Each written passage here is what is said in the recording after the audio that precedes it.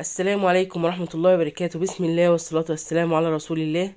عدنا إليكم من جديد بفيديو من عند الحمام. قولوا اللهم بارك يا جماعة. في مفاجأة على السطح، لقينا جوز يمام بلدي. بسم الله ما شاء الله. قولوا اللهم بارك. اللهم صل وسلم وبارك على سيدنا محمد. هل ممكن ينتج عندنا؟ اكتبوا لنا في التعليقات. طبعا انا بخاف اقرب منه لانه عايز يطير، مش واخد على الحبسة زي اليمام القمري اللي احنا مربينه في البيت.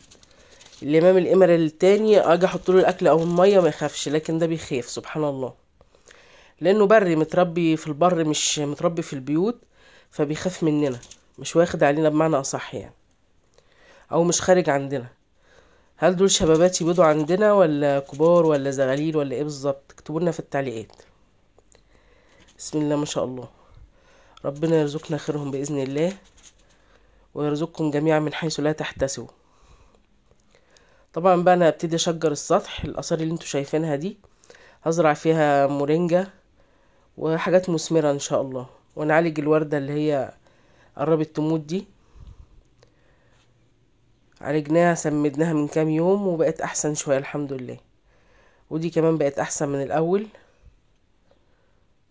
ظهرت اهي وبتطلع ورق صغير. ده ما بيخافش، ده القمري ما بيخافش مننا، لكن البلدي عشان غريب فبيخاف. نبتدي بقى ندخل عند الحمام. السطح زي ما انتوا شايفين نضيف، بس الجزء اللي عند الحمام ده كانوا الجيران مكسرين، وقع عندنا الكسر. السطح نضيف زي ما انتوا شايفين. وانا قلت لكم ان انا هربي في العشه اي طيور نستفاد منها، بس اليومين الحر اللي فاتوا دول خفت اجيب اي حاجه، فالجو اتعدل شويه فالحمد لله يعني. هنبتدي ربنا يسهل ونجيب، ادعوا لنا انتوا بس. هنبتدي ان احنا نشيل الركش والتكسير ده ان شاء الله، بس المره الجايه نشيله معاكم ونعبيه في شكاره وننضف السطح، علشان نستعد ان احنا نجيب حاجه على السطح ونفضي العشه خالص، وندخل اليمامتين دول عند الحمام، لان احنا حاطينهم بنختبرهم بره وبنشوف عندهم اسهالات، عندهم اي حاجه، ونبتدي ان احنا ندخلهم عند الحمام. ما ينفعش تلاقوا طيور او تشتروا طيور جديده وتدخلوها على طيوركم يا جماعه، اكبر غلط. هو ده سبب الامراض. ربنا يعافينا واياكم ان شاء الله. قولوا بسم الله ما شاء الله اللهم بارك. في ناس كتبولي في التعليقات ان عندهم الحمام مسيف، او بمعنى اصح هي بعتت لي على الواتساب متابعه ليا، الحاجه ام راوده السمان بعتت لي في التعليقات وقالت لي ان هي عندها الحمام مسيف، الزغاليل مسيفه وحجمهم صغير خالص ما بيكبرش. طبعا احنا لقينا البيضه دي على الارض، هنتصرف. اخر جوز بيض عندنا هنحطها تحتيه لحد ما ربنا يسهل كده وتطلع، وبعدين نبقى ننقلها عند اي جوز بياكل صغيرين بقى. تمام، عشان حرام ان الحمام ياكل 3 مع بعض، هيظلمهم يعني. فانا هنقل لكم تجربتي ان شاء الله مع الحمام، وانا بعمل ايه علشان احجام الحمام واحجام الزغاليل تبقى كبيره في عز الصيف. هي بتقولي بسبب الصيف الحمام عندي مسيف وصدره ناشف كده، ومش عارفه تبيع منه ولا عارفه تستفاد. هنبتدي ان احنا نعمل روتين خفيف كده في الاوضه. انا كنت منضفاها من يومين، وهبتدي ان انا اكنسها وانضفها ونحط لهم الاكل، وربنا ييسر الحال هقول لكم انا بعمل ايه. تمام، لان الحمام محتاج اهتمام ومحتاج رعايه في الصيف جامده جدا عن الشتاء كمان. هنحط لها البيضه وربنا يسهلها وترقد عليهم بقى. هي حمامه كشك صغيره فمش هتقدر ترقد على ال3، هنستنى لما حمامه تبيض تانية وهنحط الحمامه تحتيها، هنحط البيضه تحتيها. عملت روتين خفيف كده اول باول. نضفنا المكان، انا زي ما قلت لكم كده كنت من يومين منضفه، يعني كل 3 ايام مره كده نضفوا الاوضه.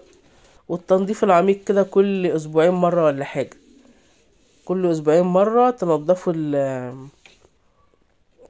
العشوش وتفرشوها فرش نظيف، ده اهم حاجه لصحه الزغاليل.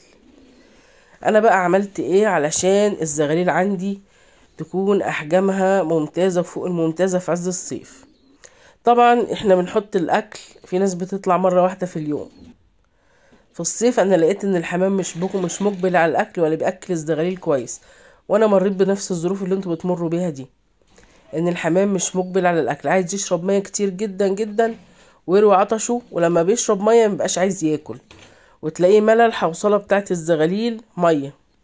فايه العمل في الموضوع ده؟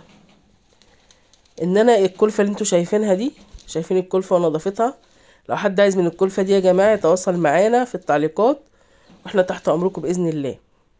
كلفه نظيفه جدا جدا، ولا سوس ولا اي حاجه فيها، ولا علف ولا اي حاجه، بسم الله ما شاء الله، وبتخلي احجام الزغاليل ممتازه، حاجه نظيفه وصبحه، ولا بايته عند البياع ولا اي حاجه.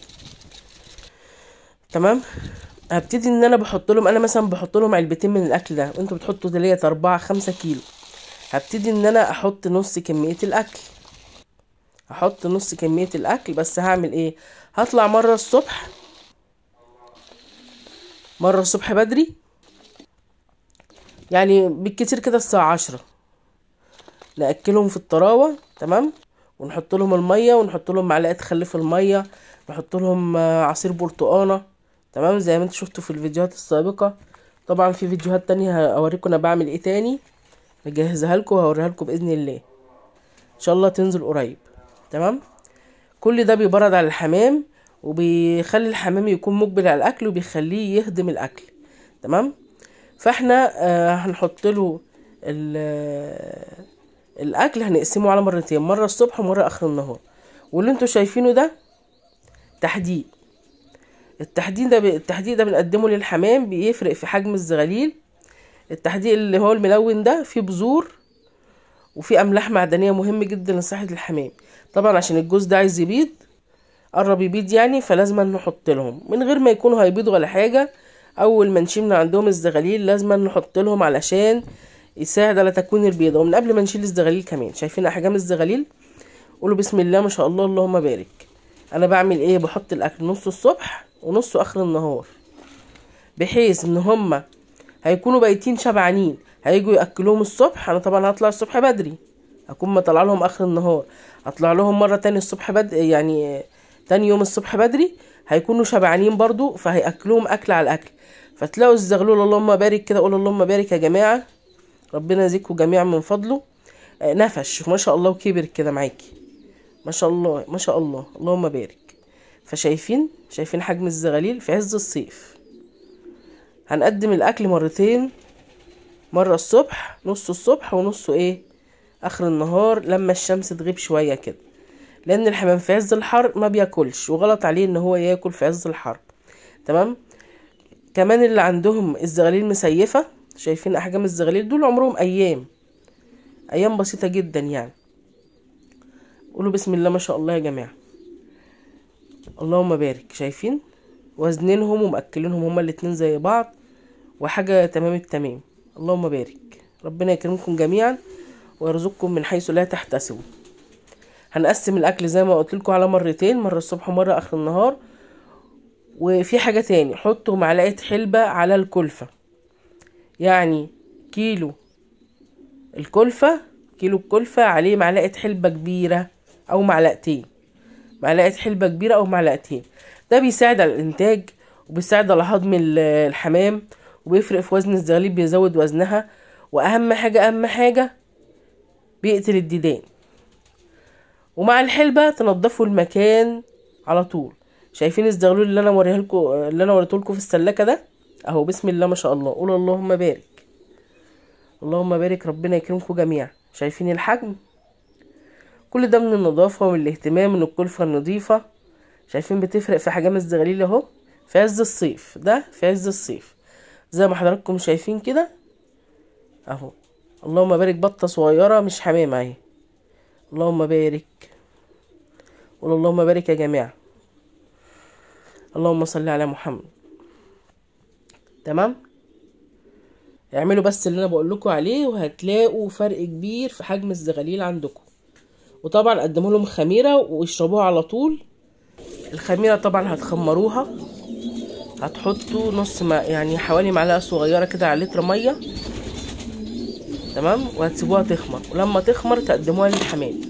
طبعا الخميرة بتلم بكتيريا وفطريات وفيروسات من الجو، فهتقدموها الصبح بدري، هتحطوها الحمام يشرب، يكون الحمام شايلين المية من عنده من بالليل، يعني وانتوا نازلين من اخر النهار تشيلوا المية من عنده، تحطوا المية اللي فيها معلقة خميرة، اللتر المية عليه معلقة خميرة، هتحطوا لهم حاجة على القد بحيث ان هم ياكلوا ويشربوا بس، يعني يشربوا المية دي بس، هيشربوا المية اللي فيها الخميرة تمام. بس الحمام ما يكونش عندكم عيان، لو الحمام عيان ما تحطلوش خميرة، لان هي يعني هتزود المرض عند الحمام. لكن الحمام سليم والزرق بتاعه نضيف وزي الفل، حطوا خميرة تمام. مش شايفين احجام الزغاليل؟ اللهم بارك، شايفين؟ بسم الله ما شاء الله. دول جوز كريمي، لسه ما بانش عليهم ان هم كريمي، بس هم جوز كريمي اللهم بارك. هتحطوا الخميرة وهتشيلوها على طول، يعني اللي هم يشربوا المية، لتر مية واحد يشربوا كلهم ويخلص تمام. وهتحطوا لهم بقى، تغسلوا المعون وتحطوا مية نظيفة تمام، ما تخلوش الخميرة قدامهم ولا حتى ربع ساعة.